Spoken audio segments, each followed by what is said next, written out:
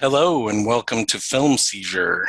This week, as we cover our fifth recommendation film of recommendation month, 1990's Goodfellas by Martin Scorsese, I think is how you pronounce his last name. That's it exactly. Yeah. It's either Scorsese or Scorsese. This is like a one-hit wonder, right? Yeah, that guy I never heard did of this guy anything before after, or since. Yeah. Yeah. Yeah, 100%. The two gentlemen you hear speaking are typically here. That's Jason and Jeff. Hi, guys. How are you? Hey. Hello. How's it going? So, yeah, 1990s. It's a biographical crime novel. We've heard that a lot of this is true, written by Nicholas Pileggi, adapted by Scorsese.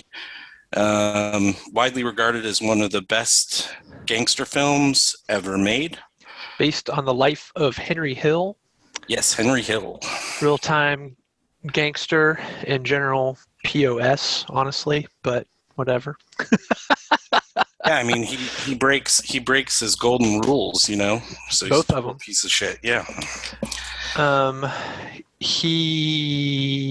I think I feel like there's a little bit of this movie that is also kind of autobiographical for Scorsese himself. Am I crazy reading into that? I feel like it's a little bit of his his childhood growing up in Italian neighborhoods in New York City. I mean, maybe so much so that he put his mother in it. Well, his dad's in it too. Both of his mom. Yeah, both his parents. No, I don't know. I mean, I think that maybe there is something to say about that, and it is something that I will talk about a little bit later. He very likely, like when this movie begins, you see young Henry Hill just kind of watching the happenings going on across the street at the shop that the mob guys run, you know, and he's he's talking about how great that might be and how great this life would be and all of this and yeah, I mean there is a little bit of romanticizing of it.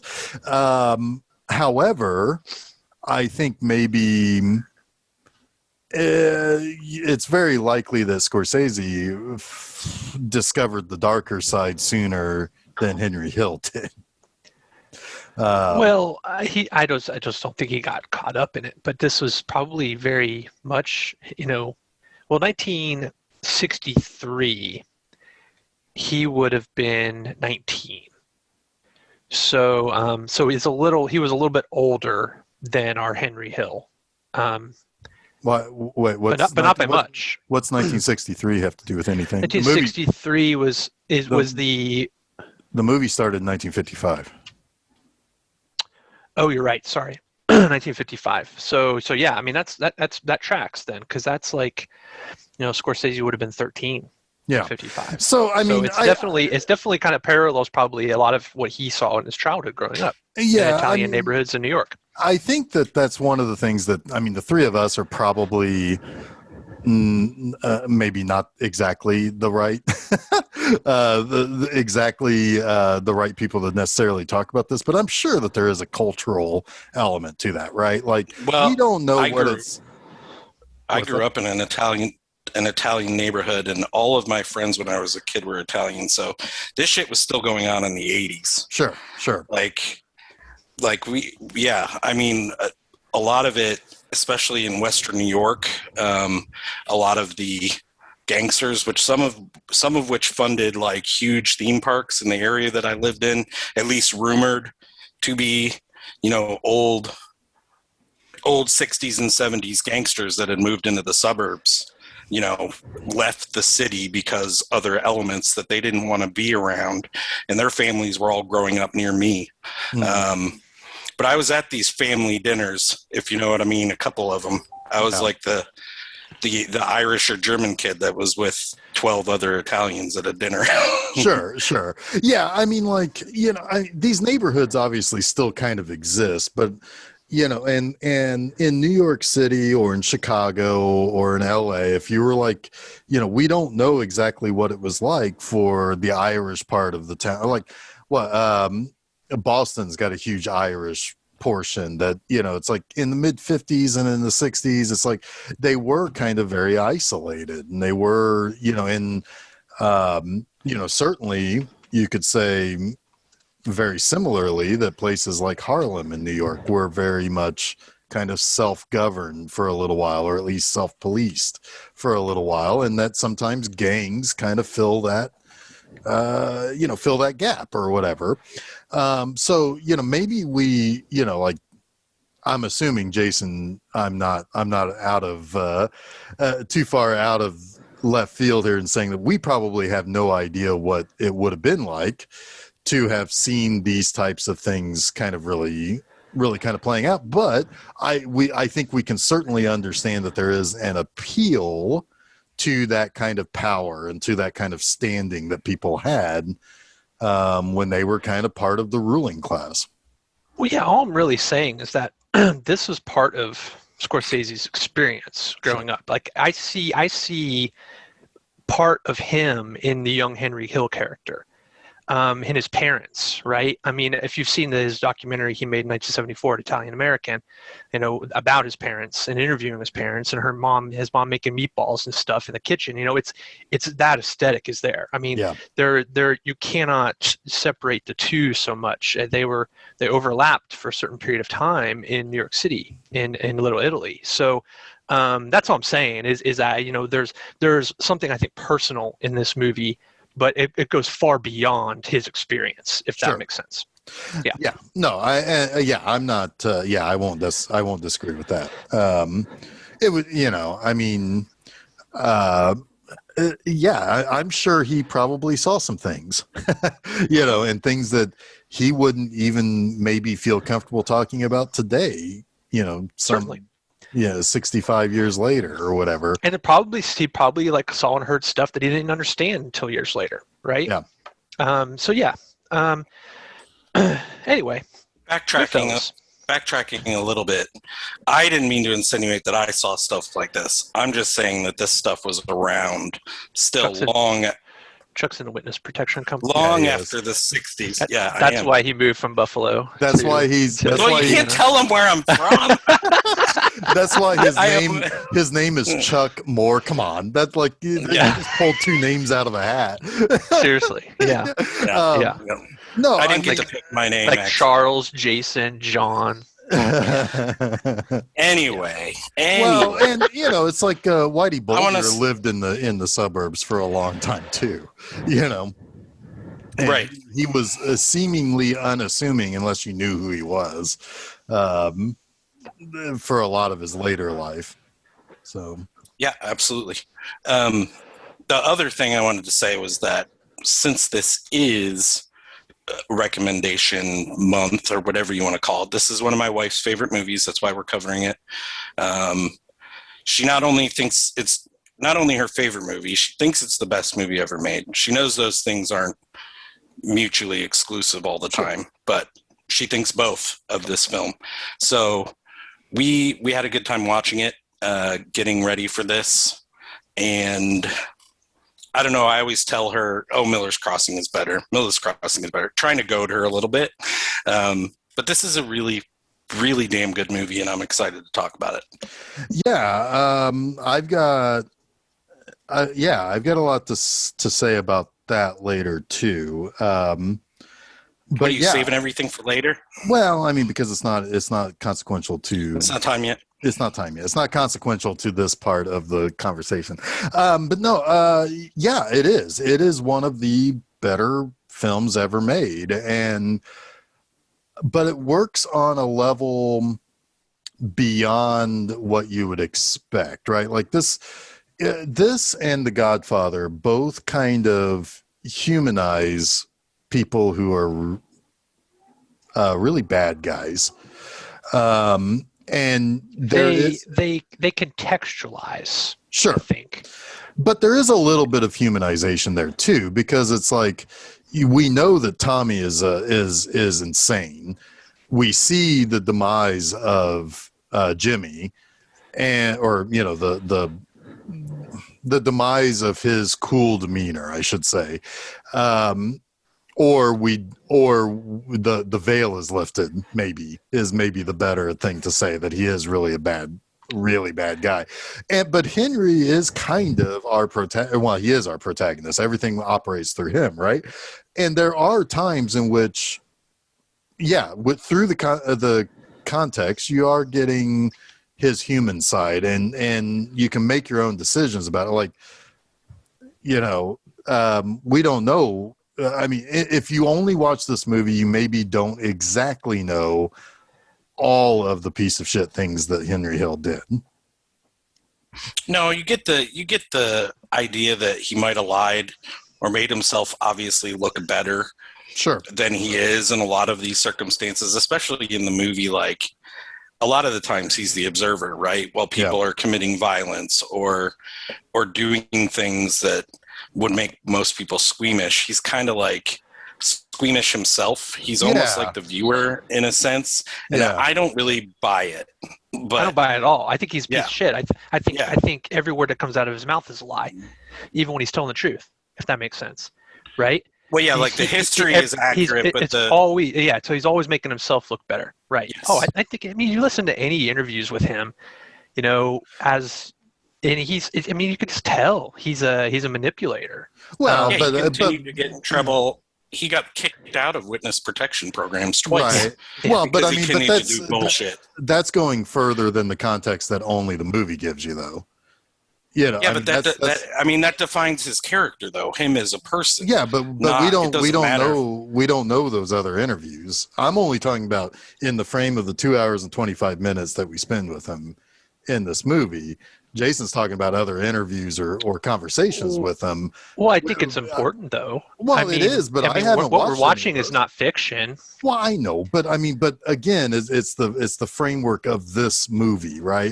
All right. Well, that's fair, but I'm not buying it even in the framework of this movie. I'm not either. Absolutely not. Yeah. Yeah, I don't buy him as a sympathetic character, even a little.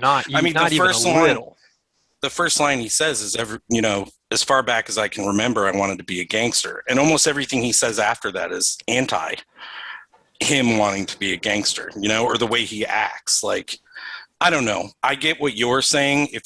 I think if you exclude, because all the information that Steph gave me, I got after the film. And I was like, well, that makes sense. This guy, whatever. Right. But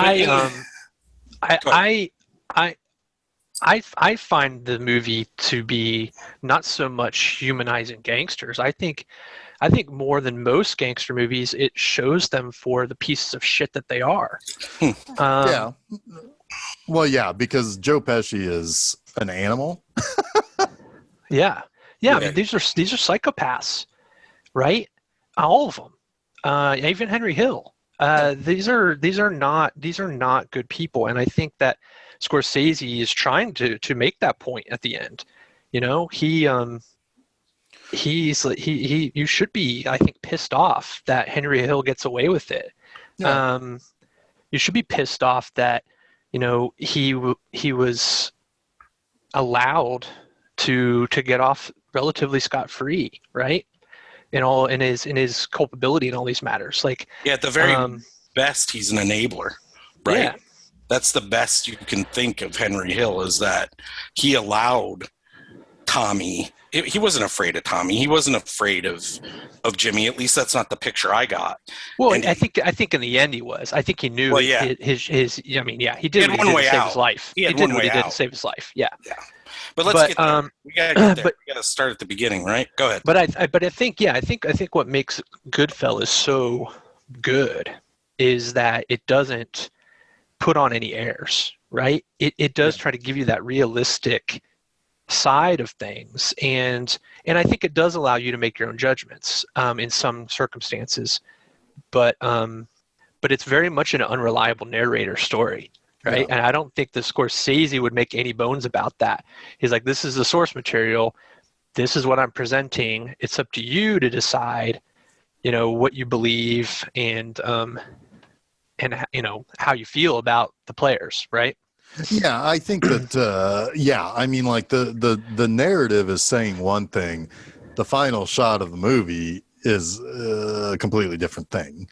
You know, it's like, and even even the choice of the sex, was it the Sex Pistols version of My Yeah. Way? Yeah.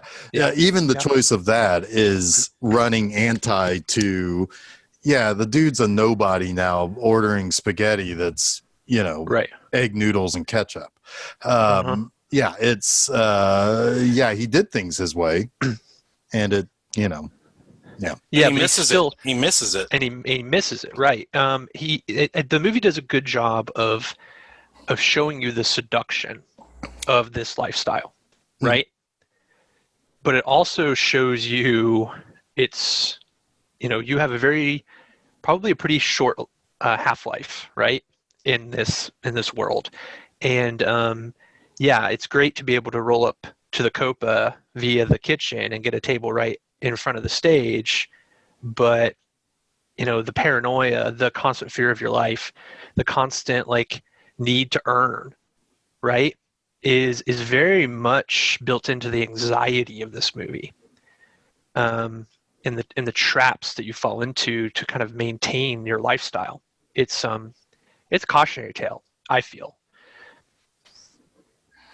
Yeah, I mean, I can totally see that. So 1970s New York is where we start, right? We have Jimmy the Gent, wonderfully played by De Niro. Probably one of my favorite roles for De Niro. He's just so great in this movie. You don't Henry. You don't think the Fockers movie is better? I don't know. I do like him. You, Jeff. I got my eye on you. Talk about anxiety. Meet the Parents gives me more anxiety than anything. God, that's anxious movie. I can't even watch it. Henry, played by Ray Liotta, he was not super well known at this time that I remember. I know he'd been around for a little while. I mean, he'd been around, I think, since the late 70s. But not who? Ray Liotta.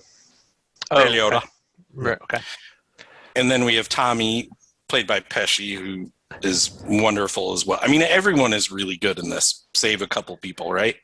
But they have a body in their trunk, and the body is still alive. And we immediately get to know these characters. What way Henry's going to act, kind of squeamish to what these guys are doing. Jimmy the Gent is a gun guy, and Tommy's a knife guy.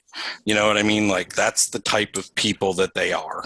But they have to. And one real quick thing there about that is that that also, that is very, very well informs the type of character that Jimmy and Tommy have. Whereas Tommy is an animal. He literally wants to feel somebody die. Whereas Jimmy is like, let's just get it over with and done with. I don't have time. I'm not going to fuck around with this. A knife is a much more brutal instrument in the hands. It's intimate. It's like intimate killing. Yeah. Right. Yeah. Yeah. Well, Joe Pesci as Tommy in this movie legitimately scares me. Yeah, he's a scary character. Like he's the Frank Booth type character from Blue Velvet, right? And that's not my Lynch connection. I was joking that I was able to connect this movie to David Lynch. But you did it anyway. But he's that kind of character, right? He's the kind of guy who I would never feel comfortable around. Even if I thought he liked me, I would always feel uneasy around that person, right? Yeah.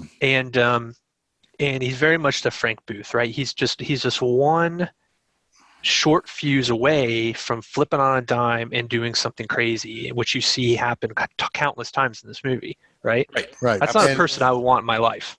Yeah. Right. And it's they even really, really try to bring that point home to Paul Sorvino a few scenes later, like after we get through the prologue. But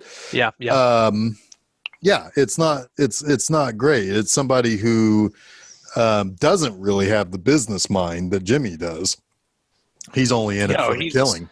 he's like the bloodhound. You point his nose at something and he just goes. Right. And then if you hurt his feelings, he reacts animalistically. Right. But we have Jimmy the Gent. I think it's not Polly. It's Jimmy that gives Henry the 2 tenets, right, that you're supposed to live by. We've been talking about these tenets in movies lately. In this movie, it's never rat out your friends and keep your mouth shut. Yep. Which basically those 2 tenets are the same fucking thing. Right. Right? It's one thing. Just shut your mouth. Do what you do and don't tell anyone about it, right? Yep. So that's what, because Henry meets Jimmy when he's very young. I think like 20 or 19 or something, maybe even younger. I can't remember if you met him. It was both Tommy and Jimmy came into his life when he was not yet he was running info and he was, burning down cars and whatnot, but he was not yet really doing the heavy shit. Himself after Jim. Tommy and Henry are the only characters in this movie who are played by more than one actor. They're played by younger actors. So there's this definite sense that they're more the same age and they came up as kids together, whereas Jimmy was a little bit older. Yeah. Right. Yeah, well, when they meet Jimmy, Jimmy's kind of at the top of his game. He's the hot shit that's young. He's, he gives everybody a $20 bill whenever he meets them, and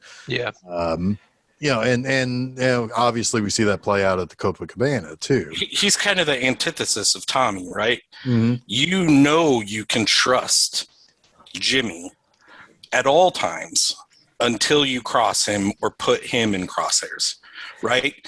Whereas Jimmy is better at hiding what he thinks. Yes. Yeah. But he's the kind of guy I would be comfortable having as a friend if we were always copacetic.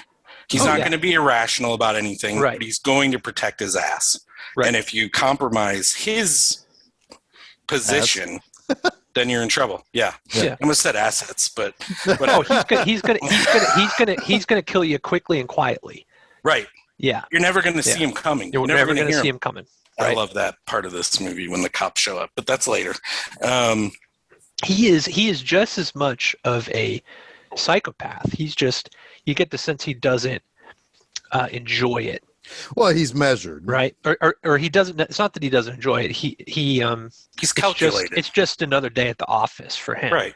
Whereas Tommy, you get a sense that he actually likes to kill, and he's emotional. Like Jimmy is not emotional. He takes business because this comes up a lot. Business. It's the business. Like I think Henry mentions it a couple times in this movie. Yeah, that's what Jimmy represents. Tommy represents the business. Yep. Tommy represents the crazy side of it. Totally. Jimmy kills it to save his ass, but Tommy kills out of passion.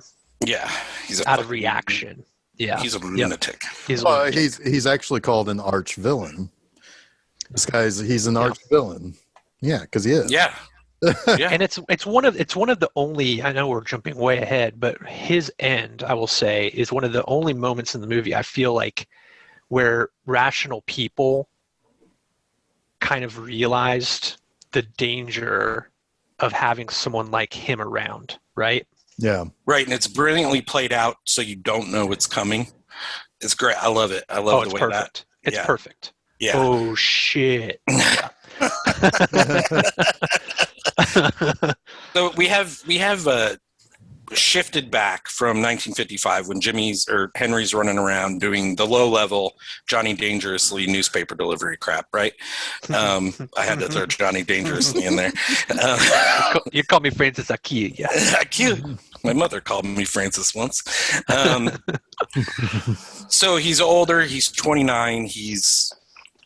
Forget the ages because they say that Jimmy is like 40 and Ray Liotta's 49. They age like old people used to age. They were like way old in their 30s. But anyway, he's 29. He's an up-and-comer. He's now in good with Paulie, right? Paulie trusts him. He can't be a made man because he's half Irish, right? Same thing with Jimmy. You find that out later, but if you know about the mob. You know, they can't be made men anyways. But he is starting his career stealing basically everything from everywhere, right? And he's also, what am I trying to get to here? I don't want to skip anything, but the primary moment here is when he helps Tommy go on a blind date to where he meets a girl. Right? There's a couple of things there. So he learns the art of the grift basically from Jimmy. He notices that Jimmy is his main thing is knocking off cigarettes from the back of trucks. And, you know, he takes the cigarettes and then he sells them for cheaper. And Henry's in on that. He gets pinched at one point, but his connections basically help him get off with almost no penalty. When he's a kid, right? Yeah, when he's a kid. Gets pinched. Yeah. And then so then what that ends up doing is it ends up just kind of as the job evolves a little bit. There's a couple of other things that come up. Airports now become the new warehouses that you basically get stuff from. There's also the whole situation in which we really see Tommy at his most pure is the whole "you think I'm funny" stuff, and you know, because he's telling a story and that Henry Hill laughs at like he's an insane Tucker Carlson, like just cackling at this shit that's not even that funny. It's Tommy being a dick to somebody, and the story is apparently that funny. And so it's interesting. I think since we're on that scene, I really, really like that scene, the depth to that scene, because you do get a feeling like maybe Henry is overreacting. He is like sucking up, right? Yeah. He's always trying to be like the guy who is affable to everyone and always on their good side, right? And he's way over laughing. I don't think he thinks the story's that funny. He just wants Tommy to think he thinks the story's that funny. Yeah. Right, and then Tommy catches on to it. And then Tommy catches on to it, exactly. Yeah, and he kind of takes him down a couple pegs while scaring the absolute shit out of me and everyone else who's watching. Because this is, I mean, anybody who knows Goodfellas, you don't. If you haven't seen Goodfellas, you know what you think I'm a clown to you. What am I? Mm-hmm. What do you mean I'm funny? You know that stuff, you know, and you know it's Joe Pesci, and it ends up escalating to the point where then Joe Pesci's like, I got you. And, you know, because like, you know, Henry's like, at first, like literally saying like, no, I'm, you know, just the way that you tell you're funny or whatever, you know, like you can't explain why it's funny, but you know, it's like sometimes you can't always explain why a joke is funny. Sometimes the delivery of the joke is what's funny. And, you know, and that's what he's trying to say, but he can't really say it. But then he's like, oh, well, you know, the way you tell the story. Yeah. And then eventually he's like, oh, get the fuck out of here. And then Tommy's like, I almost got him. Yeah.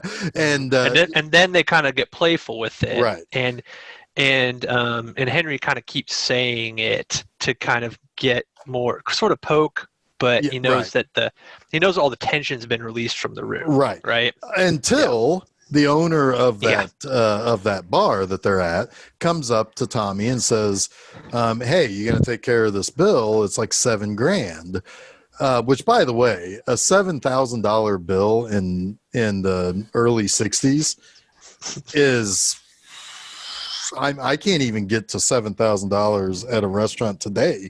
I don't think. But you know, back then they were there all day probably.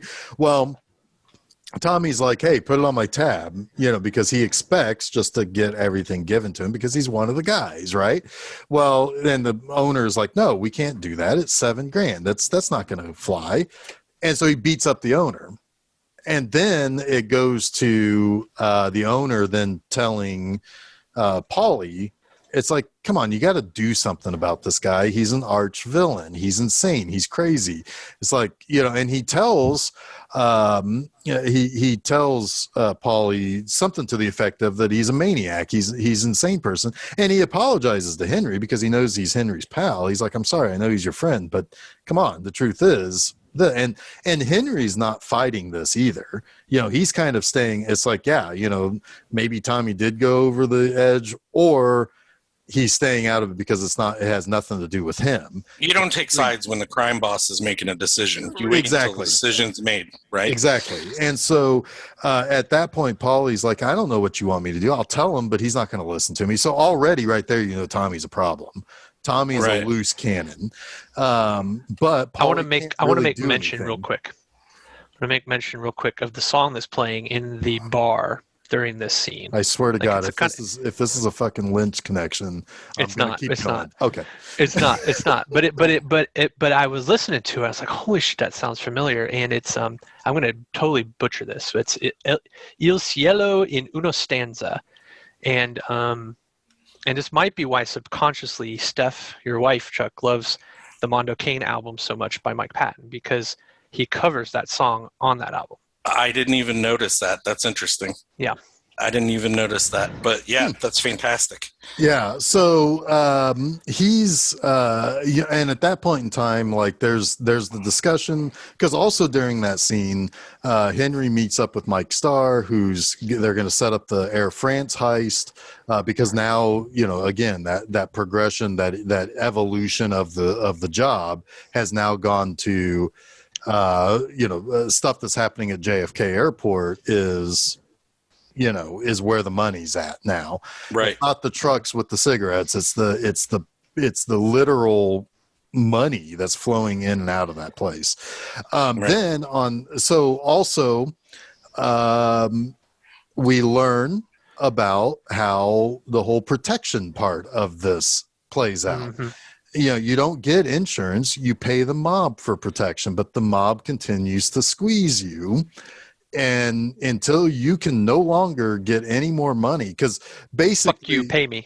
Yeah, exactly. Fuck you, pay me. Right. It's all of this, and it's and it's basically the olive branch that no longer, Tommy will no longer fuck about with this guy.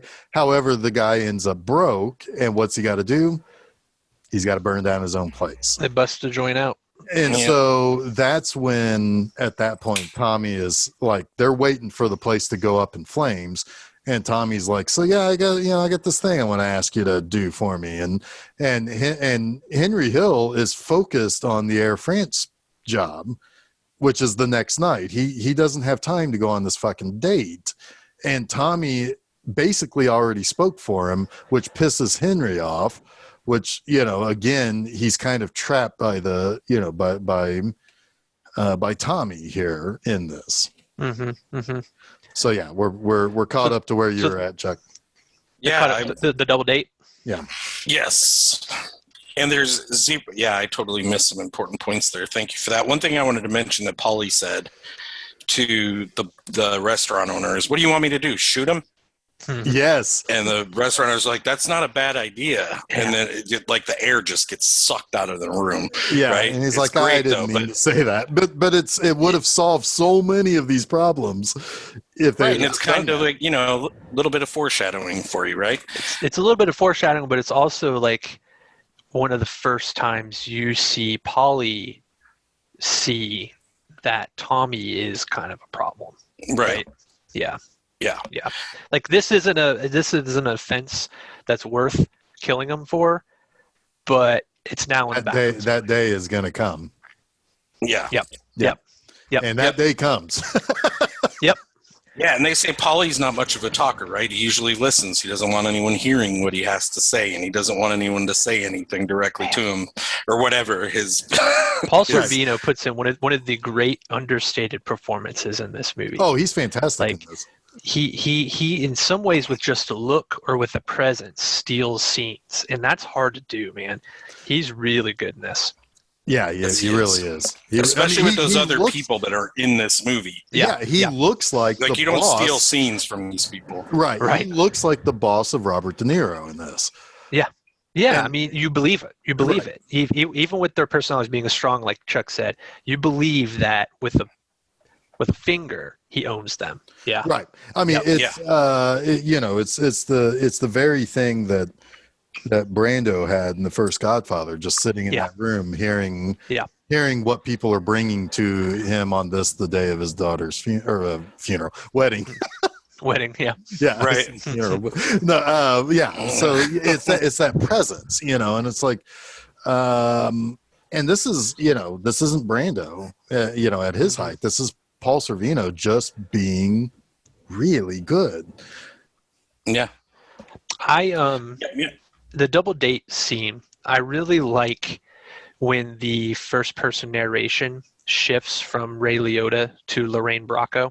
Yeah. I've always liked that. It's almost like it just gives this movie another gear. Well, that it makes shows sense, Henry right? for what he is, right? Like, Yeah. he's Well, it gives you again, the outside perspective. right. It's giving kind of you a little bit of your voice as an audience member, right? Well, and it also but she falls into the same seduction that he fell into. well, right? she's also exactly like she doesn't know what he does at first, Right. but there is something about him that even later, no matter how angry she was, holding a gun to his fucking face while he's asleep, she's still attracted to him. Right. And and some of that is she's more attracted to the life that he gave her than himself. There's an excitement to it. Yeah. Absolutely. Yeah. I don't know if I buy her as a narrator either, to be completely honest with you. Like the thing she says about not knowing what he does and not understanding who he is, to me is another one of the moment the reason that she's so attracted to him is that they're kind of the same person. She knows that's the way I feel about it. I don't know if I'm right.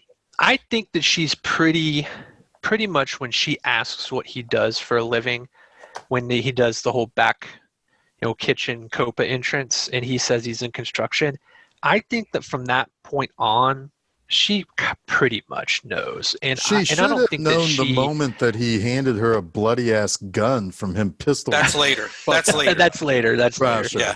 Yeah. What's great about that scene when he says I'm in construction, and it's not really a joke, but for the audience it's a joke, is the band at the restaurant does the joke drum roll. It's like, yeah. I was like, that is Henny good. Youngman's on stage, yeah. Very funny. Very Take funny. my wife. Take her. I like this crowd. But no, I don't get the sense that she is being willfully naive for much longer. Yeah, but this is her talking years later. You know what I mean? Like she's telling us what she thought at the time, but I think she's slanting it. I don't think she's willfully naive. She thought that he was obnoxious is the first thing that she said. Right. She also admits to essentially being seduced by the excitement of his life, right? Well, but she never comes right out and says that she doesn't know what he does. Well, she doesn't stay like she's not like the Carmela from The Sopranos, who is like purposefully naive like almost the entire show, right? Yeah. Well, he also is seduced by her over two things. One, she stood up to him and got angry at him. And he reacts to that kind of forcefulness because of the crazy ass people in his life. But then also, she was wearing a red dress, and he thought she looked good in it. It's like it probably the attitude preceded that, and then it twisted his opinion back. So that may have been the one time he was actually honest all the way through. That hey, you know what, I like that. Yeah, I agree with that. Yeah, I mean, there's no doubt that they fell in love, right? I mean, no doubt. Yeah, no doubt. I love the wedding. The envelopes, the Italian envelopes, of money, of cash. Yeah, I love the what about our bag with all the envelopes? Like, there's nobody. Nobody's going to take that here. Yeah. That's really great. Everyone was named Peter and Paul. They were all married to Mary, and all the Mary's daughters were named Mary or Marie. Thank you. Yeah. I wrote Marie. I said Mary. Yeah, so I don't think we skipped anything ultra important there. They're married now. She starts hanging out with the ladies, and it's like they had bad skin and wear too much makeup. They didn't look good. Yeah. No. Yeah. Yeah. I really like that. I also like that there's this foreshadowing, right? Because she doesn't look good in 20 years or 15 years, right? That might be partially drugs too. Well, it's definitely predominantly the drugs, but it's also the lifestyle, right? Yeah. There's this stress and anxiety that comes with being married to a gangster. The mistresses, the lying, the coming in at all hours of the night, the violence, right? The where's this money coming from? The thought that she starts hearing them tell stories about so and so going to jail and not being able to provide and what they're going to do. So she starts to see and understand like the other side of the coin, right? Yeah. Well, and then there's the scene in which the cops come and search through her place, and of course she's like, "Oh, I always just offered them tea or coffee, and everybody else would spit on their own floor. I don't get that." Yeah. And she's sitting there watching this like insanely happy musical too. It's like that's a fabrication. Mm-hmm. There's no way that she was like that. I totally agree. Not with her anger issues that we see every now and then. There's no way she was like that. She was trying to make herself sound better, in the eyes of. She's trying to make her sound better than these other wives, right? That too. When in reality, she was just another one of them. She was probably the one spitting on the floor, and then later was like, why did I do that? That didn't make any sense. That's why I think they're two peas in a pod. These two, totally. Henry and Karen. I can't remember her name. Karen. She's the first Karen. She's the first Karen. She's a total Karen. I just all I'm saying, Chuck, is I don't get the sense that she's like being willfully naive either. Maybe not in the beginning. I don't trust either of them. Yeah, really. Well, you should. Which makes the movie better. I think the fact that they're not reliable narrators makes the movie better because it makes you invest in figuring out what's really going on there instead of taking everything at face value. And even Scorsese, I think this is the brilliance of him. Like Jason, you said earlier, he's delivering a narrative he was given, but he's presenting it in a way that doesn't allow you to take it at face value. It's like, no, this is what we heard. But you might want to look at this a little differently. But he doesn't tell you out and out that I don't agree with this. He's also telling the story at a pace that it's hard for you as an audience to really even examine what's happening scene to scene. You get whipped around right? a little bit. Yeah. You gotta wait till the end. Yeah. I mean, he basically said he shot the whole movie like a trailer, right? He's like, it's a feature-length trailer. It's why Thelma. What does that mean? Schumacher got. Or Schoonmaker, she got everything that's happening is meant to like attract your attention, right? Yeah. Like it's all about like it's a kinetic energy. It's fast. It's like overwhelming you with information, right? And keeping your senses perked. What's interesting too is that the breakneck speed this movie is at. It gets even faster later, even in the narration, which is like wonderful. But we'll get to that point. Like there's a helicopter chase. all of that when he's high. Yeah, the way that narration is delivered, you're like, he's fucking, like you said, Jeff. He's been high ever since, right? He's totally sounds high. Ray Liotta's been on a fucking cocaine binge for 40 years. Those eyes don't lie. He's those goddamn eyes. But he quit smoking. Damn it, he quit smoking cigarettes. He did quit smoking. He did. I quit smoking cigarettes, but I still get my face in a big pile of blow. Yeah, oh God, it's unnerving to look at him sometimes. Jeff, you're better at keeping the narrative beats. I have the Billy Bat stuff next. Is there anything important in between here and there? Yeah, I think the Billy Bat stuff is next because the Lufthansa stuff is later. Yes. Yeah, I think when Billy Bats is before prison, right? Yes. Yes. Yeah. Would you? I would argue. I would argue this movie is kind of in like. It's kind of in like three sort of main sections, right? You have the young Henry. You have the seduction of the lifestyle and how great everything is, even when he goes to prison, right? There's still this. They're treated like rock stars. They run the prison, Well, they right? have their own. They have There's their own cell block. right. There's that seduction still, and then it's like it changes after the Lufthansa heist, and it's like Well, the you've gone one downfall. step beyond where you Yeah, can really kind of manage everything. Yep. Yeah, it's But the yeah. Billy Bat stuff is important because it's like the very first Oh, moment. there is one other thing I think that kind of comes along here right about the same time or right before this. Spider. No, well, yeah, that's in I think there. that's later. That is Or later, Spider. but that's but what I'm talking about is Saturday night was with the wives, Friday night was for the girlfriends. And it's Yes. really So important that every mob guy has his own side piece or two or possibly. right, because the wife's at home taking care of the kids. She's dealing with nerves. She cannot deliver on the other needs that the men have. Right. That's like kind of the indication there. They need a woman that isn't tied to any of this. Right. But what happens to Henry is he ends up tied to another woman. He buys her an apartment down the street. It obviously creates a lot of issues with Karen and Henry. She's almost a second wife, right? he also has his coke cutting girlfriend too later. Well, I think that was like Tommy or Henry. It was Jimmy's girlfriend. Yeah, it was originally. Yeah, Yeah. So she doesn't really. Yeah, but she's later for sure. yeah. And at that point, Karen is so off the rails. I don't even think she realizes what's happening anymore. That Henry might even be involved with another woman, right? But obviously, he's making Karen upset.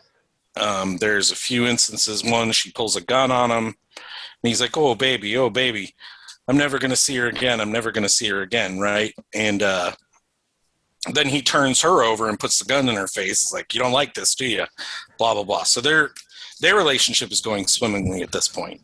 Right. Real good. And the kids are obviously seeing this stuff and crying and blah, blah, blah. Well, then the Billy Bats. Well, that part is also later where she's confronting him about the girlfriend because I don't think so, because he says he'll never see her again, and then she sees her name in the book. Oh yeah, he's already told her he will never see her again. Yeah, that's right. This happens right around the time of the Billy Bats and the arrest. Yeah, that's stuff. right. Because the next night they're at the club that he owns. Yep. And Tommy comes in, and and there's this guy Billy Bats. We don't know a ton about him, right? But he's but he's a made guy. He's an untouchable dude. But he's with he's one of those guys. Yes, this Celestion's, I can't remember the name of the family. Yeah. But he's an untouchable, especially to people that are not made. You don't touch this guy without a sit down and permission first, right? Right. That's the idea. But this guy makes fun of Tommy because he used to spit shine or shoe shine people, and he keeps telling them go home and get a shine box.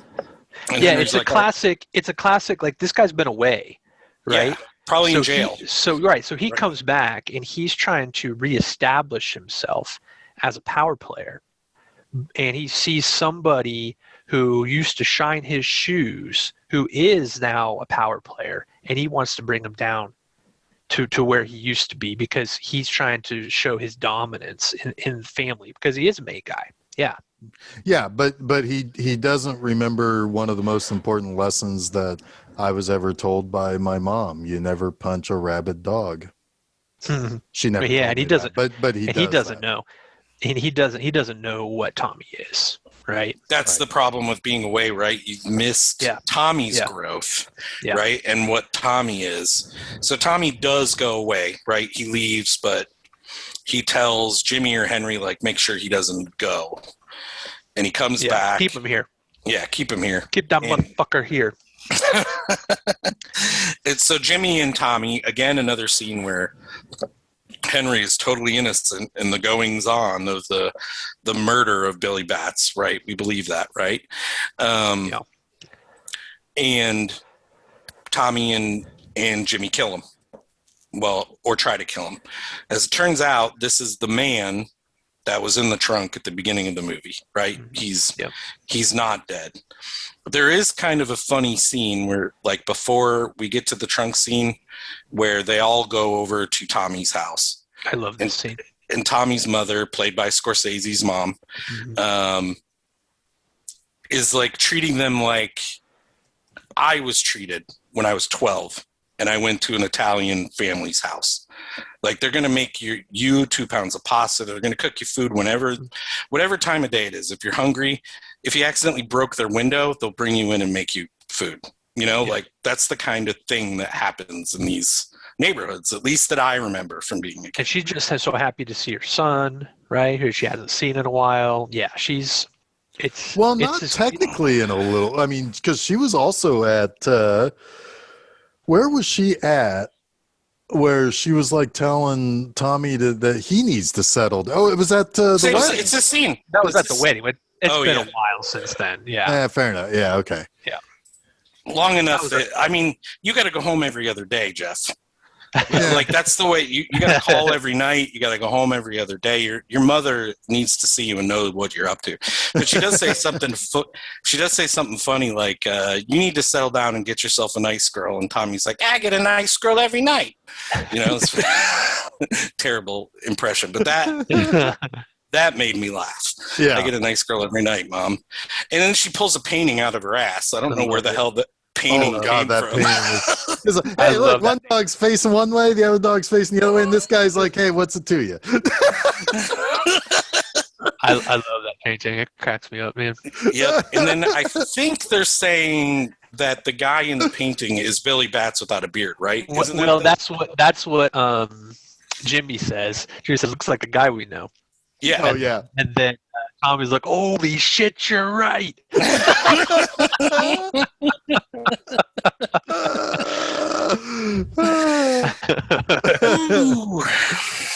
Good stuff. Yes. So they drive out, they end up finishing the job and burying Billy Batts. Now, why did they end up in prison? What happens next, Jeff? Do you want to handle that one? They end up in prison Somebody squawked. Somebody talked, gave up their names because they were sent to Florida to kill someone else, and who they ended up killing was connected somehow to his cousin was a FBI reporter, and she gave out all the names in the paper. That just came to me just now. Sorry. Gotcha. I wouldn't have asked you if I remembered at the time. No, I no, to be honest with you, I didn't have it. I just didn't have it. Yeah, so that's what happens. So they all end up in jail, sans Tommy. And this is another thing, like, life is good, right, while they're in prison. It's another indication that when Tommy's around, things are bad, and when he's not, things are good. Yeah. Right? Because they're all having just this wonderful time in prison. They're getting lobsters delivered. They own all the guards. They can go anywhere they want. We hear mention of one skinny guard that they need to take care of. Well, that's just going to be an envelope of money and everything's gravy, right? Mm-hmm. During that time, we have the moment that you mentioned, Jeff, where Karen goes in, she looks at the ledger and sees that there's also the girlfriend a had been visiting. real important thing with those deliveries. Henry's gotten into drug dealing. Yes. He's delivering cocaine. Well, he's got pills. He's got a lot of stuff. He's a virtual fucking CVS. It's basically how he's supporting the family while he's in prison is by dealing drugs in prison. Right, because the other family, the larger family, when you're in prison, they tend to stay away from you and lie low on you. They don't want to take care of you. Like, they wait until you get out to bring you back into the fold, right? This was something that I wish they had dug into a little bit more. because he was, telling Karen, well, that's just the way it is. You know this. And it's like, why is that the way it is? You would think that they would want you to be at least comfortable because they know the risks of you turning, right? Of you ratting out. So that just seemed weird to me. I don't know. It is a little weird. I think part of it is, and part of the way I would suggest that it happened here is because Paulie was also in prison and he needed to lay low. Yeah. He couldn't allude to any connections to people still in prison. Yeah. And I think that's why Jimmy went around the side a little bit to help that makes Karen sense. a little. I think that's why. That makes sense. Yeah. I think it's briefly explained, but you're right. It's kind of like as an audience, you just have to accept this is the way it is, right? Yeah. But yeah, Henry, has gotten into selling drugs. He has a Pittsburgh connection. This is how he's taking care of the family. He has a fight with Karen because his ex-girlfriend is in the ledger having visited him. Again, he swears off her. He says, we just need to get through this. I will take care of us. I need this money. Right, I'll take care of it. He ends up getting out 4 years later, 4 out of 10. He was gone for 4 years, I think, of a 10-year prison sentence. And he ends up, and Paulie's been out before him. So he got out after a year. Yeah, he gets a no-show job to be able to remain paroled. As does Jimmy, Jimmy's been in Atlanta. What's the penitentiary in Atlanta? Fulton, I don't know. Yeah, I was going to say Fulton County Prison, but that's not right. But anyway, it could be. It was wherever the Johnny Cash went, right? Yeah, you're right. It might be Fulton County, actually. Yeah. Yeah. So anyway, he's down there, and he's also home, and so they both got set up with these jobs.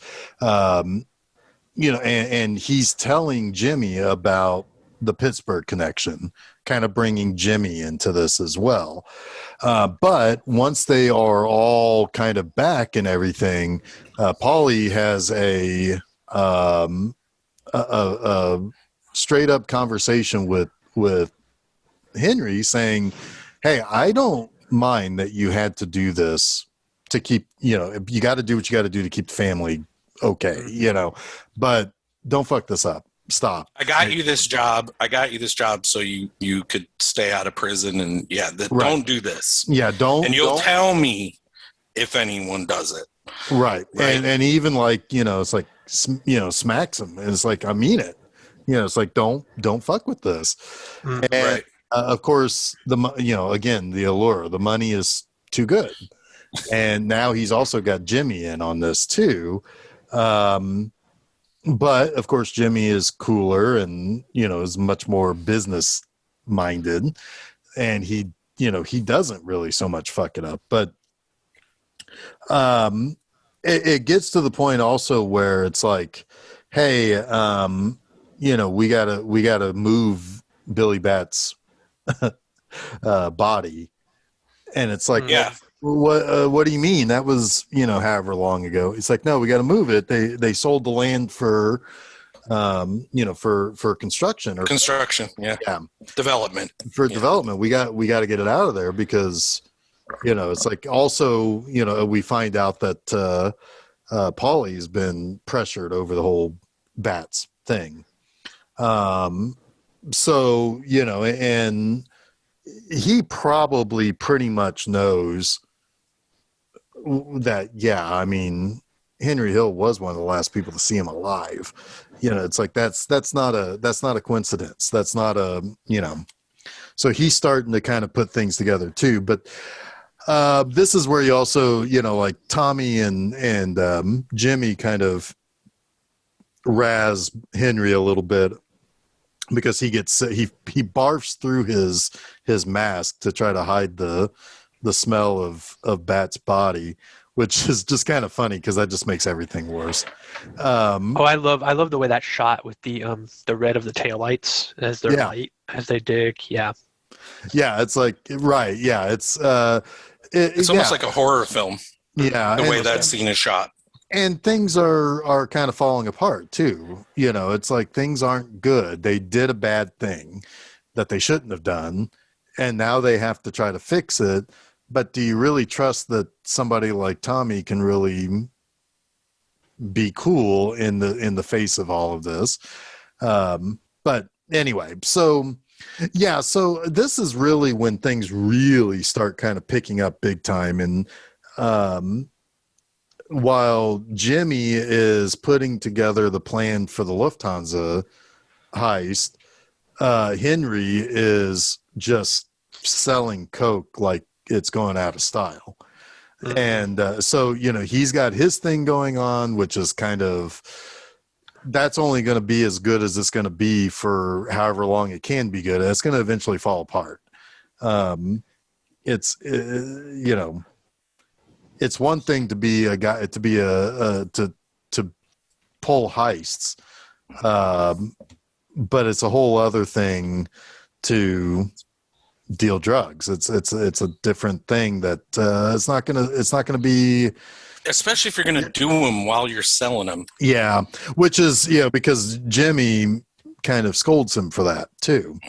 That it's like, because you can tell that Jimmy's just kind of fed up with the kind of slapdash job that Henry does now. Right. Absolutely. So like there's and it gets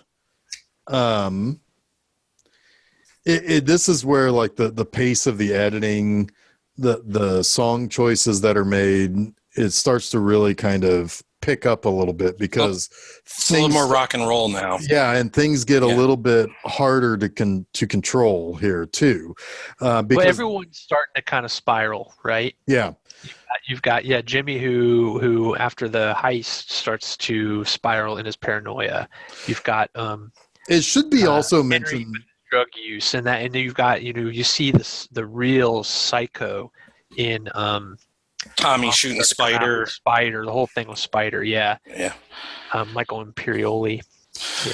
It should be mentioned also that the Lufthansa heist is technically none of their plan. It's Maury's. Maury was a guy that we've seen early on. He sells toupees, and Maury. It's not Maury's plan. Maury tipped it. Yeah. Okay. It's Jimmy's plan. Maury tipped it to Henry. Henry brought it to Jimmy. It's Jimmy's plan is what is successful. But it was Maury's information, and Maury is kind of, I think he has a gambling problem. Is that right? Did I read that right? He's always, the only thing I know about him for sure is that he sells toupees. Right. No, but he's always he's always needing money, and he is always out of money. Yes. So and he was part of one of their poker games or something. But anyway, he's so he thinks this is going to be a big, and he should get a pretty good share of it because he was the one who brought the information. Well, they pull off the heist. It ends up being $5.75 million or something like that. It's $5 million in cash. This is a real heist. Yeah, it is a true real life thing. $5 million in cash, $750,000 in jewelry. Yeah, it was legitimately, I think, the most lucrative heist in U.S. history. At least at that time. Yeah. At that time. Right. To that point in time. Yeah, which is in today's money is something like $23 million or something. So yeah, it's or something like that. I can't. Maybe it was 12 million. Anyway, it doesn't matter. Really. This is one of those things in the movie where I kind of give the movie a black mark, or like a detriment. Demerit. A demerit. Yeah, a demerit. Thank you. Where I wished that it's not really very well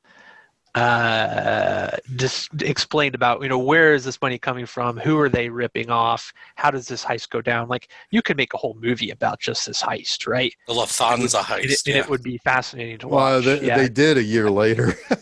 Did they really? I think there was a TV movie, I think, yeah. Oh, funny. Yeah. Well, I'm sure somebody was like, well, we should tell that story. Yeah. Right.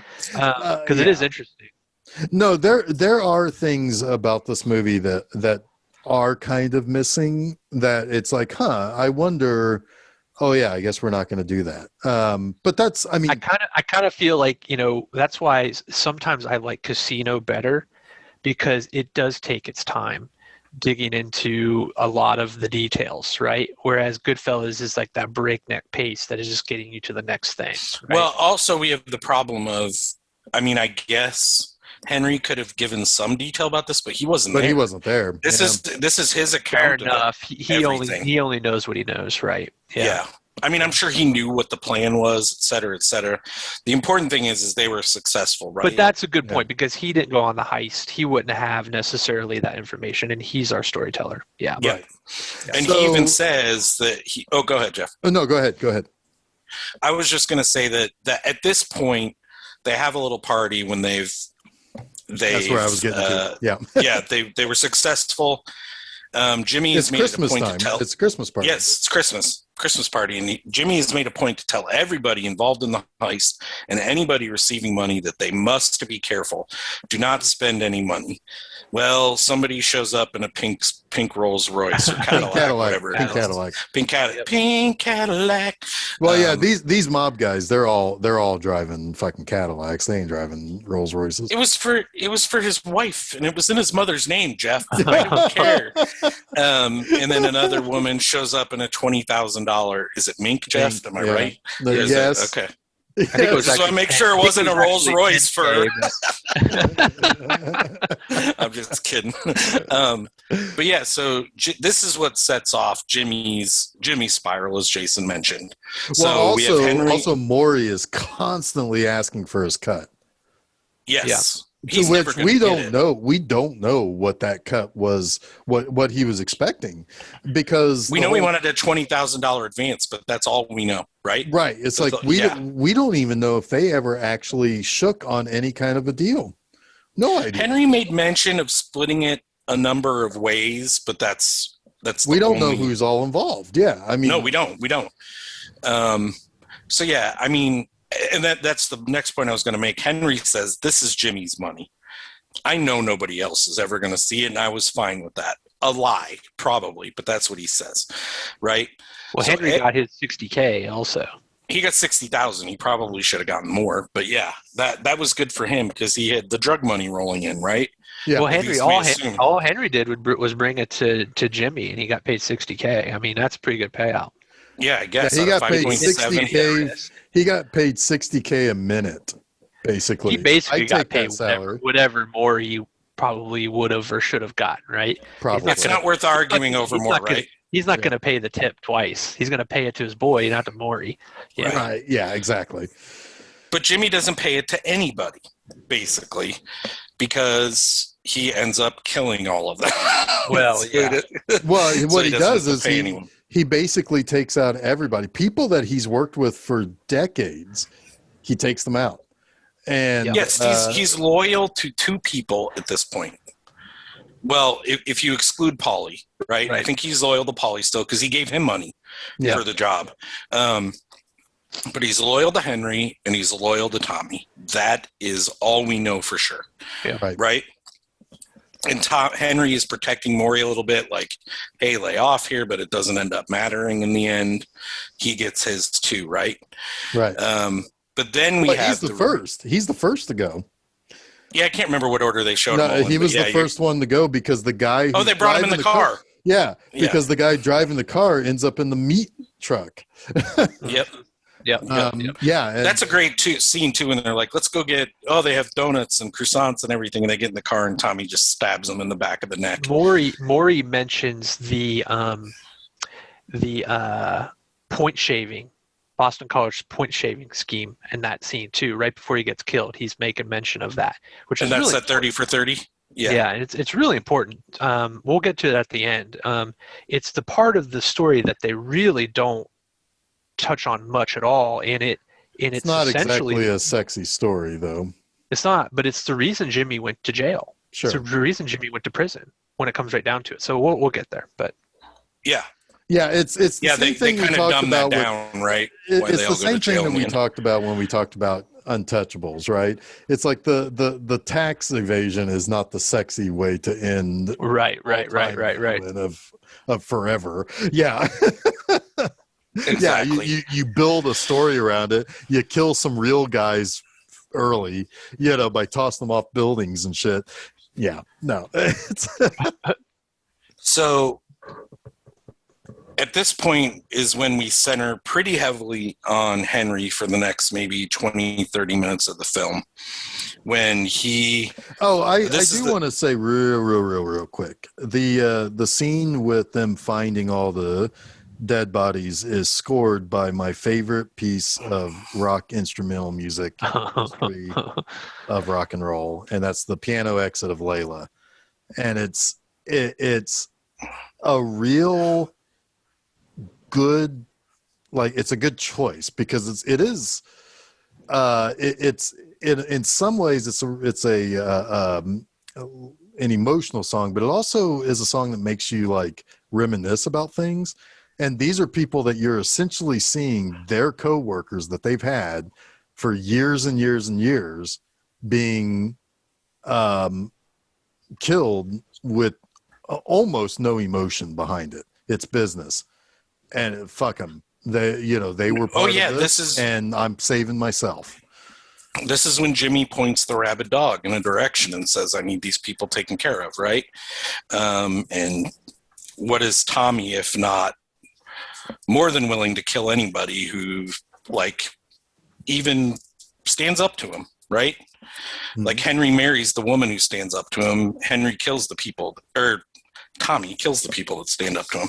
Yeah. Anyway, yeah, that is a great... I mean, the music in this, it's funny because a lot of the pieces that you guys are mentioning, I didn't even realize were happening at the time. But now I'm like, okay, I can remember that playing while that scene was going on. But I was so engrossed in the film that the music is like, it's a part of the movie, but it's not announcing itself. Like some movies you're like... Yeah, I would say that Layla piano exit does announce itself because it's when the kids notice that there's a car there is no music playing for the first time in the entire movie. And then as it pans up across the grill to look into the car with the dead people, that's when the piano starts. It announces itself that time. Right. And it's an outro too, which is cool. Like the rest of this movie is the outro to the good times. It's the aftermath of when things were good. Yeah. Yeah. Yeah. That's awesome. What was I going to say next? So after that, we have Henry in his mad scheme to get his former babysitter to deliver drugs to Pittsburgh for him, which he's done a few times, right? Things are going well, but obviously Henry and Karen are living drug deal to drug deal, right? They don't have any money otherwise. Right, yeah, there's no pay like us normal people deals, that used to, we used to live week to week. They live drug deal to drug deal. But what I love about this, and I mentioned it earlier, is that Henry is so, even the narration is coked out and frantic. It like changes heavily. Well, he's frazzled the rest of the way.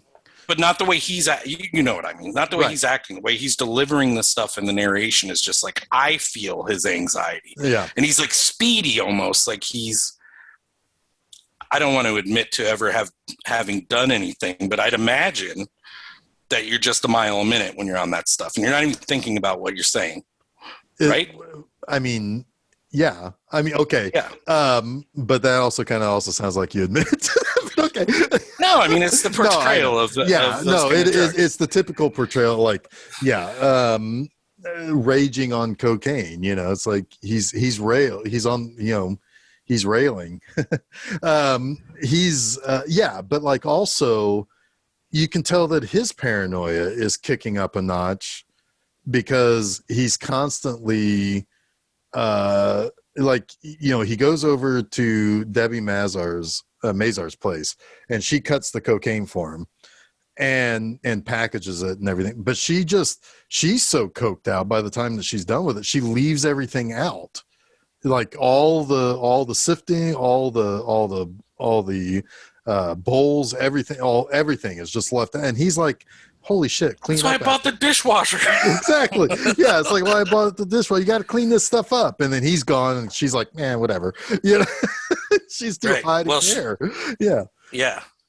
Yeah. And then she adds stress to him because he goes over there to get what is supposed to go to Pittsburgh, and he goes over there, fucks her, and then leaves, and she's like, oh, you're just gonna fuck me and leave me? And it's like, God, Jesus Christ, this guy's life's a fucking nightmare.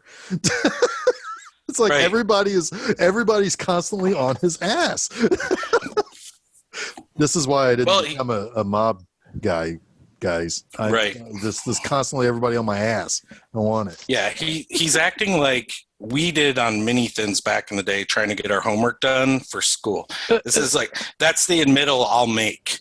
Like, we used to take mini-thins and stay up all night writing papers, right? Not you, me and some other people. The Imperial. Before they were, I don't know, do they still allow those?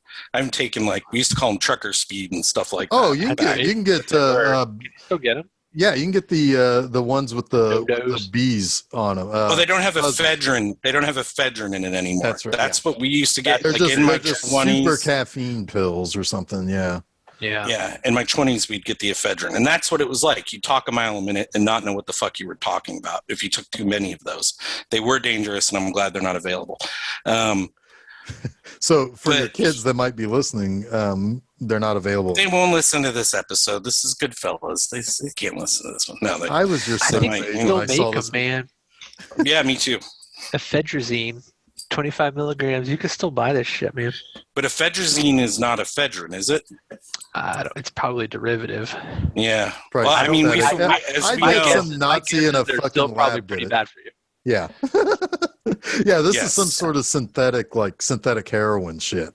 You know, but this is the Nazi shit they used just to cooking it up in the gulag or something. Well, it's weird if you go back through history. Coke had cocaine in it, and mini-thins used to be on the counter at the gas station. They were the foremost thing you'd see before it switched to like 5 Hour Energy or whatever. Yeah, but all the staying ahead of the curve with drugs, the history of America, it's kind of crazy. It's the history of America. Yeah, absolutely. The American dream going up your nose like one line at a time. One line at a time. So what happens, Jeff? Something similar happened to you today. I think I read earlier while I was working. Fucking helicopter is following him around. Karen, do you see it's a fucking helicopter? Come on, Karen, we got to get to your parents. You got to get to your mother's house. But it's so great because they do such a good job of playing on his paranoia that is there. Yeah. That you're like, oh yeah, he's seeing things, right? Or not seeing things. He's making things out of stuff that isn't true. Right. But no, this fucking helicopter is following. Right. But it may not actually be too. I mean, it could be coincidence that there is because it didn't exactly look like a police helicopter. I mean, no, could have been a traffic copter just over the city during the day, right? Something like that. Because it was in the morning. It's playing on his paranoia. Yeah. Yeah. Yeah. And also, yes, ephedrazine is not ephedrine, not even close. It's just a derivative word used as marketing to make you think you're still getting the good stuff, but you're not. Yeah. Thought so. I figured as much. So yeah, guys, I think I know what we can get into. Are basically caffeine pills now. Yeah, right. Yeah. I think I know I know we can get into that and find a way to corner the market and ephedrine. I got some connections in Pittsburgh. Have I ever told you about there that? you go. Yeah. Jason, you're going to be the Tommy. Oh God. So Henry is making sauce. It's really important. He's making sauce. Oh, he is making sauce. He is making that sauce like a madman.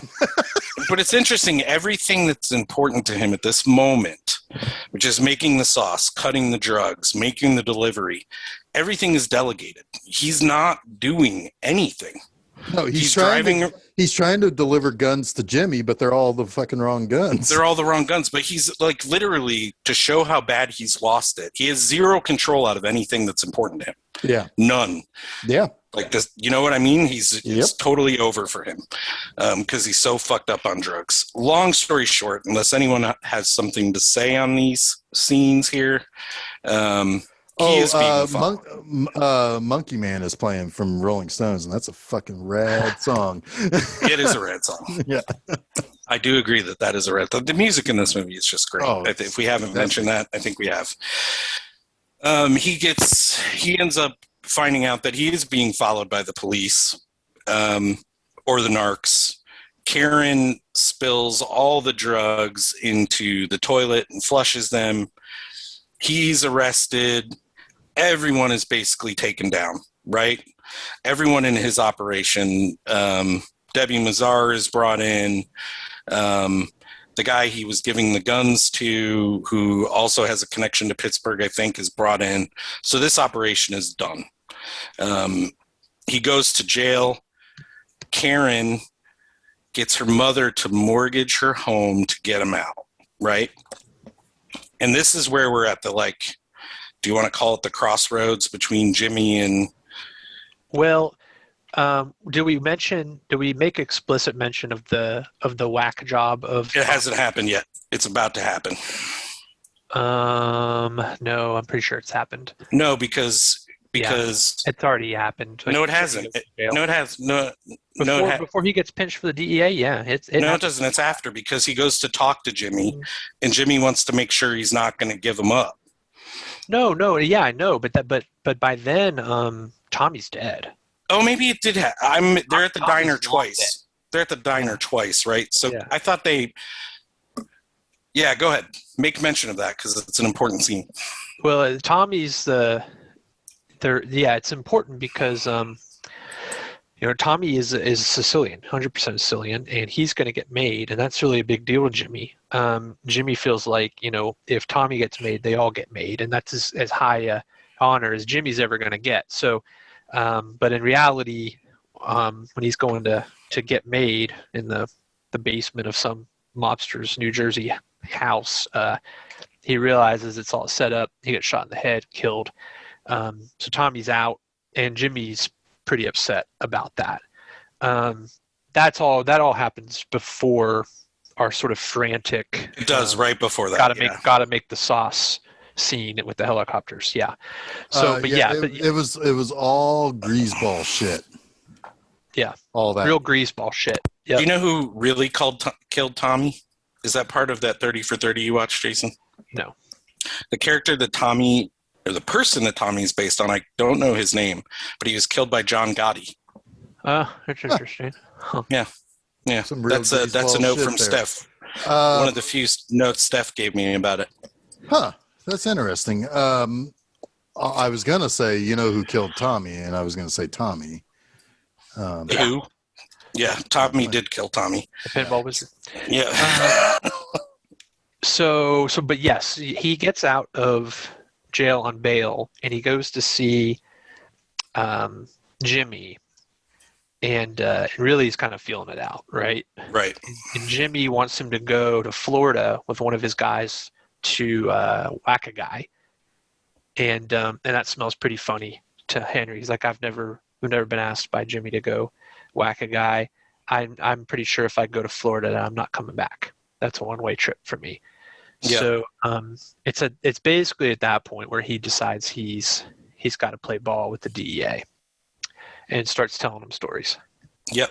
And there's something great here just before that when he meets Jimmy. Like two things: the scene when Karen goes to meet Jimmy. Mm-hmm. And she kind of feels like she's going to get killed, but you don't know for sure. He's like pointing around the corner. He's like, hey, yep. Right over there. Right over there. And she leaves. And then that's a good scene. It's one of my favorites actually in the movie. I just love the way De Niro is in that. Uh-huh. And when Henry goes to see Paulie, and Paulie's like, hey, I got to turn my back to you now. And he gives him $3,200. Yep. And Henry's like, $32 for a lifetime. Yep. Not even enough to pay for the coffin is such a great line. Yep. And that's it. He goes and plays ball with the DEA. They go in to witness protection, and Henry becomes some schnook. The guy who is talking to Henry and Karen about how witness protection is going to work, that was the actual agent on the case who had that actual conversation with the real Henry Hill and his wife. Oh, really? Yep, Huh, that was awesome. the actual guy. He played himself. Here's the thing with this. So what kind of happened was Henry Hill just kind of started telling stories, right, of all the shit that he had been involved in. They'd ask him about certain people, and he'd be like, "Oh yeah, that's the guy we did the thing with on the thing and the thing," right? Just telling them all the shit. They didn't know what to believe and what not to believe, really, because Henry is such a bullshitter. They're like, is anybody going to believe this guy if he testifies against Jimmy, right? Because that's who they wanted. They wanted Jimmy because they wanted him for the Lufthansa heist. Because they knew it was him, they just couldn't prove it, right? So he's just telling stories. Henry's just telling stories. Anything he probably tell, like most of the shit's kind of coming half off the cuff, and he makes casual mention to the fact that he had his people in Pittsburgh and they were point shaving at Boston College. He actually said BU. And they're like, BU? It's like there wouldn't have been lines on BU at that time. What about Boston College? He's like, oh yeah, it was Boston College. So this guy was really curious about that because he went to Boston College and he knew the team, and he got the yearbook out, and he was like, who are the guys that were involved? And he pointed out the 3 players that he was in contact with over all that point shaving stuff. Henry Hill says he didn't even think that point shaving was illegal. Oh, that's amazing. He's just saying all this shit, and he's like, "What's the big deal?" We just got some college kids to shave some points off the spread. So, so that basically they were able to then find those guys, those basketball players, and arrest them and make them testify in open court that there was a conspiracy. Right? It's always a conspiracy to commit crime, not necessarily that a crime was committed. Because they couldn't actually prove that these players missed baskets on purpose, but they could prove that there was a conspiracy to get them to do so. And some of them went to jail. One of them went to prison for like 10 years. But that's how they got Jimmy. They got Jimmy on conspiracy charges on that point shaving deal, and that's why he went to prison. Interesting. So that pointing him out in court crap never happened. It did to a degree, but not the way it was dramatized. Right. Yeah, this was playing up like the bigger, like I said, the bigger, sexier, crimes. Yeah. I get that, but this is like they never got him. But they never got him for Lufthansa. Never got him. Interesting. Yep. Yeah, I mean, even though never got him for murders, nothing. It was all for that point shaving fraud conspiracy. Yeah, interesting. And probably if he had actually followed that path a little bit, you could say almost that like that one of the things that protected him from being found guilty for murder is dead because Tommy is dead. Right. Totally. So like, I mean, probably a fortunate accident or fortunate thing for him, right? Well, it might have been in some ways. Yeah. In some ways it might have been, well, he's a rabid dog anyway. That's eventually going to catch up to him. I'll just send him out to do, he wants to kill these people anyway. If I can do it. And there might have been another level there, I don't know. Right. But yeah. So yeah. Okay, here's a few things that I wanted to talk about. First and foremost, it was one of the few movies, I think there were only 4 or 5 total, that both Ebert and Siskel gave number 1 to. And Peter Travers did as well, as far as like the big time known critics. Of 80 film critics, Goodfellas was named the best film of the year by 34 of them.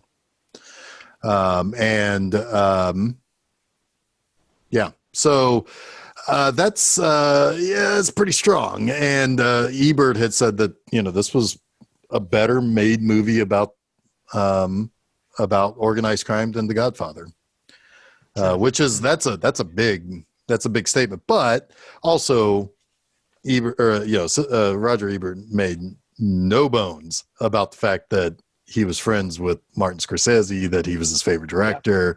I mean, hell, Scorsese produced the adaptation of Life Itself. I just think it's different. Right. I don't necessarily think it's better. It's they're two different. The Godfather is just far more familial, right? Yes. It is a family. Well, it's generational too. Yes, and it's about that. Goodfellas is more about the hustle, right? Mm. It's more about the bit players, right? It's about the guys who aren't made, who are trying to be a part of this thing. Yeah. But as I kind of said, that I felt like this kind of signaled maybe the point in which the wave broke as far as mob movies. Now there are mob movies after this. The very next year, Bugsy came out, and Bugsy had even more Oscar nominations than Goodfellas did. But I don't really necessarily think of that as a mob movie. It's more of a beginning of Las Vegas type of movie. I haven't seen Casino in a long time, and I always kind of felt the same way with that it's a little bit more of a Vegas movie not the larger mob idea, right?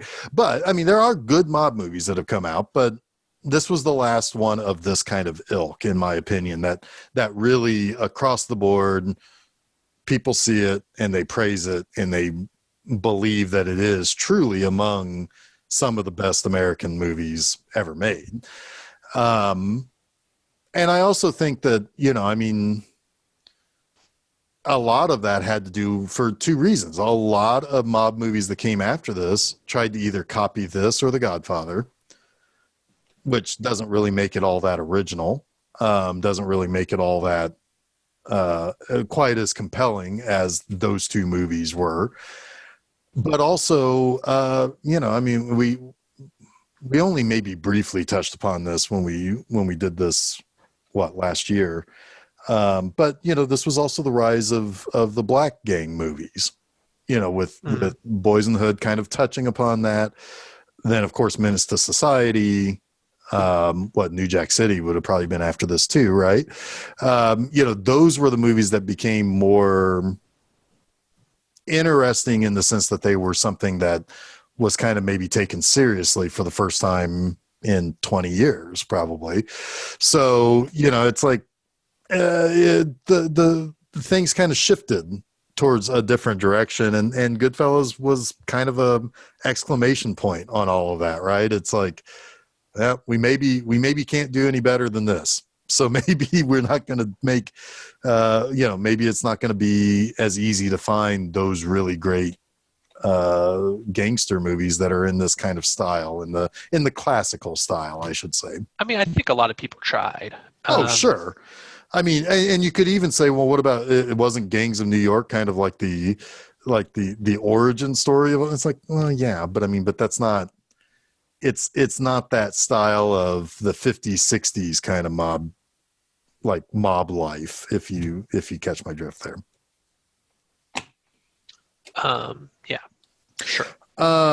So one other thing I wanted to say or wanted to talk about was that obviously this movie didn't win Best Picture in 1990, despite the fact that it is better liked generally, not by just critics, but by normal people, than the one that did win, which was Dances with Wolves. And there's always, it's one of those things where it's like, I do quite like Dances with Wolves for two primary reasons. The cinematography and the score make that movie one hell of an epic movie. But so with that, it's like, well, why wouldn't the best movie, or the movie that people think is the best movie, win Best Picture? And this is a classic example of something that a lot of people bitch about with the Oscars, but they don't really know how to very well articulate this sort of thing. The Oscars will almost always tend to pick a movie that makes them feel good in a cultural way as opposed to a violent movie. And I think the reason why Scorsese didn't win an Oscar for a really, really, really, really long time is that he had a reputation for being almost unnervingly violent out of the blue. Like Tommy is a classic Martin Scorsese character. He's there, something happens, and he erupts into violence, and then it goes away. And it's something that didn't appeal to people 30 years ago. Didn't appeal to people in the 70s with like Taxi Driver. I mean, it appealed to the point that it's like, this is a really good movie. It's a tough movie. It's a movie that you have to kind of deal with, but it's not something that when people could feel better about saying, hey, here's a movie that makes Native Americans look more noble, we're going to vote for that one. It kind of happens even to this day with the Oscars. Sometimes movies that make Hollywood feel a little bit better about themselves tends to win the awards over the movies that maybe deserve it a little bit more. I think it should also be noted that Dances with Wolves is a masterpiece in its own right. Yeah. It's not like you can make a strong argument for it winning Best Picture. Oh, absolutely. Absolutely. But a lot of people shit on it because it's not Goodfellas also. I mean, but I wonder how many of those people have actually even seen Dances with Wolves. Well, that's fair. I mean, it's like shitting on Annie Hall for beating Star Wars. Right. Come on. You know, the science fiction kids movie isn't going to win the Best Picture. I mean, it's possible to like both Braveheart and Babe. You know, it doesn't matter which one won the Best Picture. You can even say the one that you like more didn't win, but you like the one that did win. Dances with Wolves, while maybe it doesn't age quite as well 31 years later, because there are some people who do classify it as the white savior type of movie, is also very well made and very respectful where it could be, and was important 31 years ago. But yeah, you're right. I mean, it is a masterpiece in its own right, and that's a tough choice. When you compare it to the other three movies that were nominated that year, with Ghost, that was the big money maker of the year. Godfather 3 shouldn't have been nominated. It's not a very good movie, at least in comparison to everything else. And then the fifth one, which I don't even remember. So, it's, hang on a second. What was the fifth one? So Scorsese did not win a Best Director until The Departed. Right. Which is Awakenings was the fifth one. Because Awakenings is going to be, wow. Awakenings is good. It is a good, but yeah. De Niro was nominated for Awakenings. For acting for that. Yep. Yeah. Now, I would also say that Joe Pesci winning the Oscar for this probably helped Marissa Tomei win an Oscar 2 years later.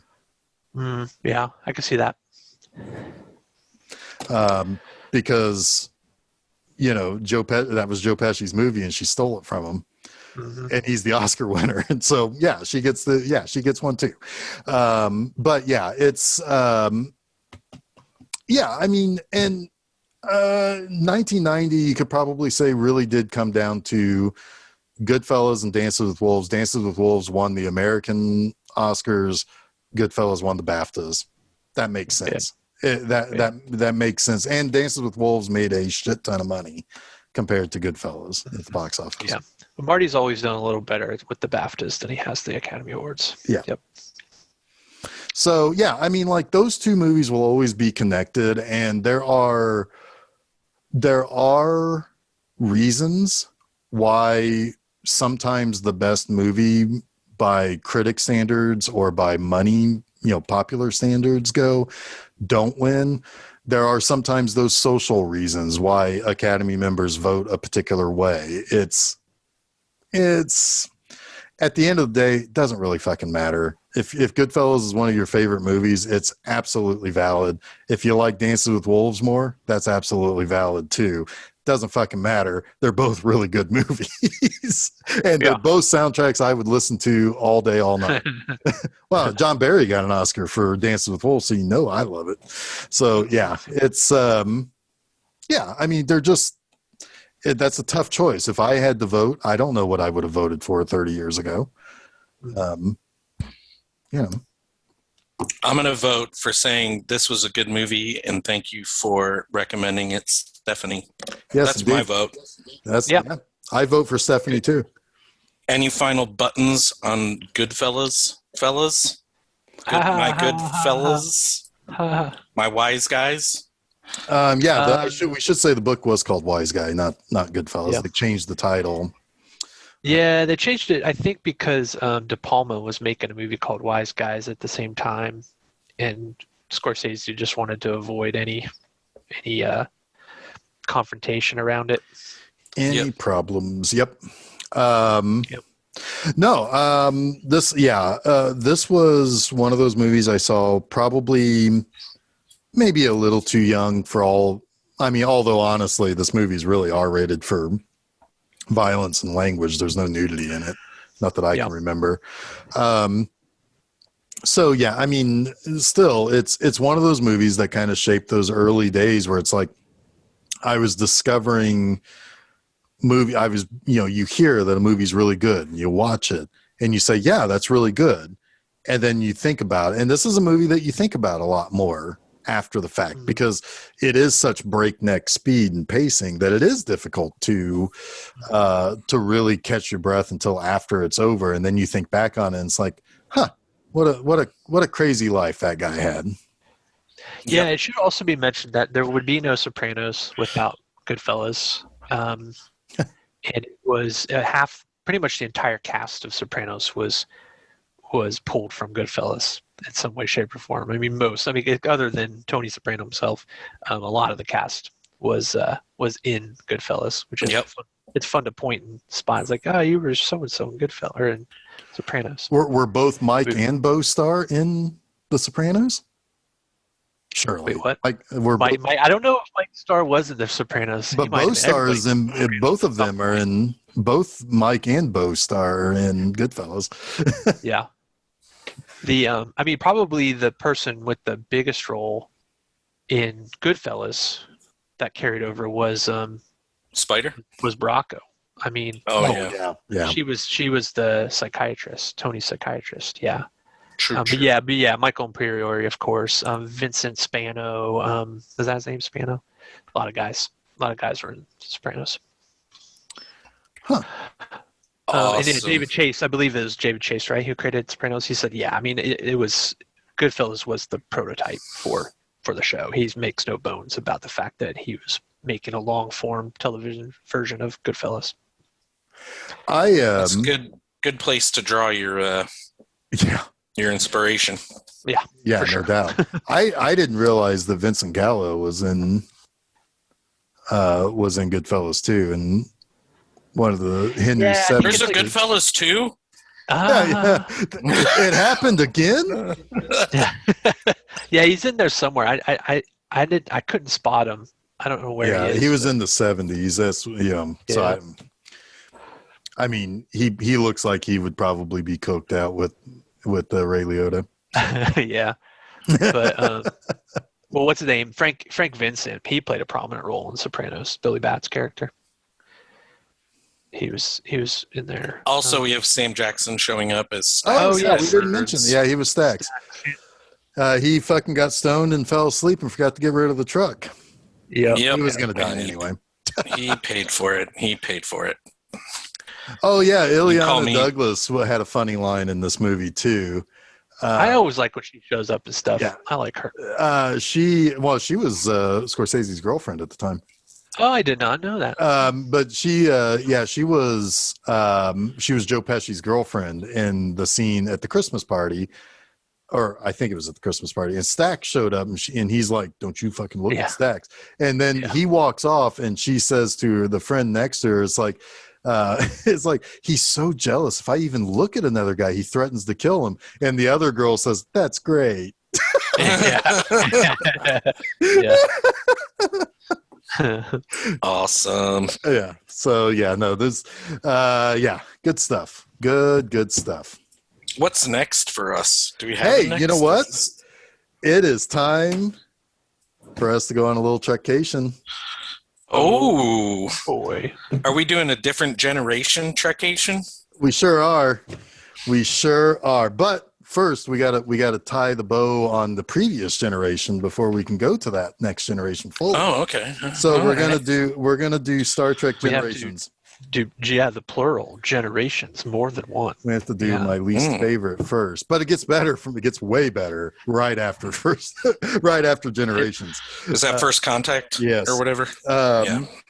Yeah, First Contact is legitimately one of the best Boy, movies. I don't know what the last time I've seen Generations. It's been a long time. So It's gonna be rough. any Star Trek fans out there that didn't watch the first Trekation, be prepared for me not to know shit about Star Trek, but I did enjoy the first Trekation. It was fun. Trekation might be a little rougher for you. Well, you're gonna We'll like see. you're We'll see. gonna like First Contact. I think I like Insurrection more nowadays than I did back then. I'm going in open-minded, and if I don't like any of the movies, I'll just put on Happy in Paraguay, and I'll talk about that the whole episode. Yeah. So starting next month, we have Star Trek business to attend to, but this time with Captain Picard and his merry band of Enterprise D guys. Nice. And we'll be joined again by Ken Shuttleworth. This is his generation of, this is his jam. So, I'm an original series guy. Ken is a next generation guy. I think, Jason, you're a next generation guy, right? I'm more original series. Oh, okay. But I watched both. Yeah. So that should be fun. So that is going to start July 7th. And that means that every Wednesday, that's where you get these new episodes of Film Seizure, our home base podcast series right here on filmseizure.com. You can also find Film Seizure on all the various platforms. You got SoundCloud, you got Apple Podcasts, Google Podcasts, Stitcher, TuneIn, Spotify, and the Audible. Audible is always the one that I can't ever remember what it's called. I'm sorry. Also, I don't know if anyone uses that anyway. I think some people do. Yeah, go ahead. It's the one thing you can get on Audible for free. You don't have to have the subscription. You don't have to buy anything there. So you can listen to podcasts there. So anyway, also, we do upload stuff to YouTube. So subscribe to us there. Smash that like button, motherfuckers. But also on Mondays, all of those places, we have my little monster program, Monster Mondays. This upcoming Monday, July 5th, the Omega Man always makes me think of Strange Brew when he says, "Have you seen the Omega Man?" Take off, hoser. Yeah. Anyway. Yeah. So that happens on Mondays, same places, all those same places. I also have Friday mornings. You can read new articles at bmovieanima.com. This upcoming Friday, July 2nd, is Nightmare Sisters. Fun. Ooh, David Okoto flick. We got some really good movies in July. One really bad one, but 4 pretty good ones. Nightmare Sisters, that's every Friday. Also, there is the B Movie Anima YouTube channel. Smash that fucking subscribe button. Ring that bell. Don't be a bitch. Do those things. That's how you're supposed to do it, right? Like, that's how you're supposed to smash that like button. Yeah, smash it. Anyway, so we aren't those people, though. No, we are not. But the series is over there. Yeah. And you can check out like stuff that I put there for B Movie Anima and all that. If you like the things that we do here on this show, you can go to coffee, ko-fi slash, or ko-fi.com/film seizure. Buy us a coffee. I promise to split that $1 each of us, unless you don't like Jason. And then Chuck, that's more for us. Right. We just cut that motherfucker out and then shiv him in the back of a cat. Smash that, Jason. No coffee for you. Anyway, so those are the things that you can do. Do those things. We greatly appreciate it. We like our listeners. And hey, you know what? You can still suggest stuff to us. Where can they email us, Jason? filmseizure@gmail.com is where you can email us. Send us a note. We'll read it electronically. Or tweet us. Tweet us would be great. Yeah, Facebook do and that. Twitter. We can get us there. Slide into our DMs even. Yeah. That sounded After you erotic. smash the like button and slide into our DMs. Yeah, nobody's ever going to do that ever. Great. This is getting too sexy. Anyway, so yeah, do those things. Suggest us more movies. And Chuck, I have a movie to suggest to Steph in return. And if you want to, you can even borrow it the next time you're here. Fart the movie. All right, let's do it. She'll love it. She will. It's not that good. Yeah, she likes farts. She does. And there are farts in that movie. Yeah. Anyway, so yeah, and I guess until next time, I am I don't have a cool mob nickname. I'm just Jeff. I'm Chuck the Knuckle. I don't have a cool one either. So You can be I'm Jason two Oliver. times. Could be Jason 2 times. Jason the Liver. Oliver. And you've been Listening to Film Seizure. Did he freeze? He froze. I'm just pretending that I froze.